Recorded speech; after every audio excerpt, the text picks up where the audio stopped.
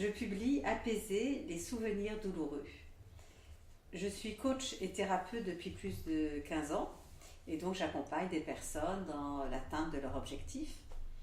Et puis, il arrive régulièrement que ça bloque.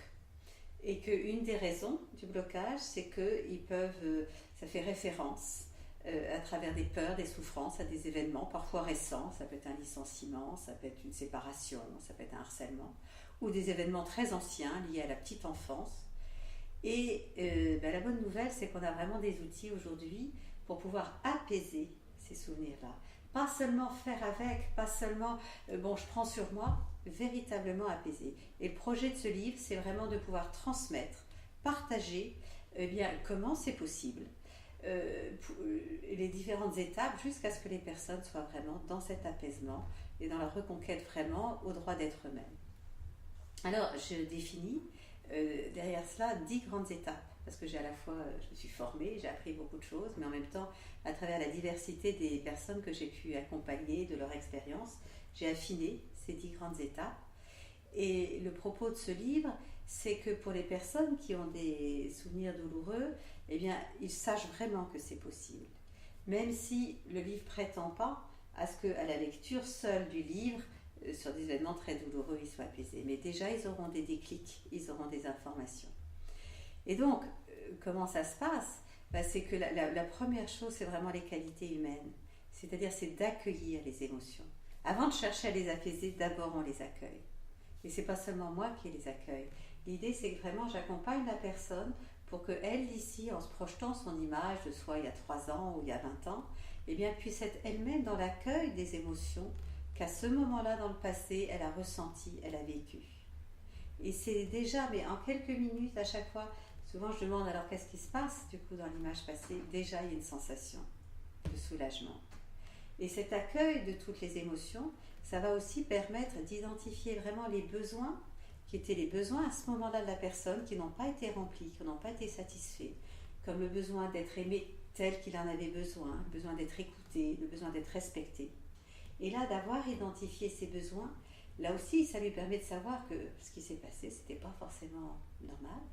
Et du coup, après ça, de pouvoir combler ses besoins. C'est-à-dire que je vais vraiment inviter la personne à s'apporter à elle-même ce respect, cette écoute, ou le fait d'être aimable, de pouvoir être aimé. Et une fois qu'on a fait tout ça, déjà l'émotion, elle est beaucoup apaisée. Et après, on va pouvoir en même temps détricoter tout ce que cet événement a amené comme frein, comme croyance, du style de toute façon je suis toujours en danger, ou je serai toujours en danger, ou j'ai pas d'importance, ou je serai jamais à la hauteur. Et que ces freins créent tellement d'empêchements dans le présent. Et là, on va pouvoir redétricoter tout ça jusqu'à ce que la personne vraiment puisse retrouver complètement son droit à être elle-même, son droit au bonheur, le fait d'être acteur de sa vie.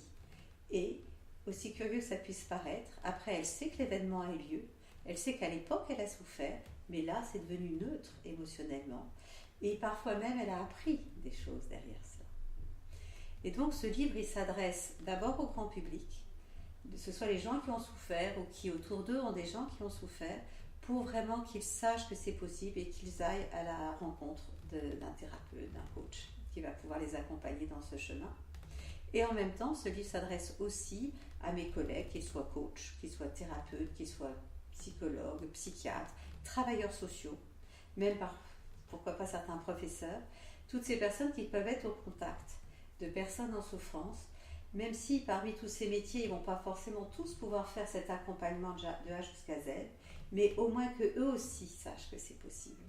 Et du coup, la façon de parler à des gens qui sont en souffrance, la façon de parler de leur propre futur, va pouvoir en fait changer aussi en s'imprégnant de ça. Et en même temps, pour ceux dont c'est vraiment le métier d'accompagner, à chaque fin de chapitre, je récapitule vraiment la méthodologie pour qu'ils puissent utiliser cette méthodologie. Et en fin de compte, pour moi, ce livre aura vraiment trouvé son sens si il y a des personnes, grâce à ce livre, qui auront vers cet apaisement et des collègues thérapeutes qui pourront se servir de ça pour pouvoir apporter toujours plus de paix aux personnes qu'ils accompagnent.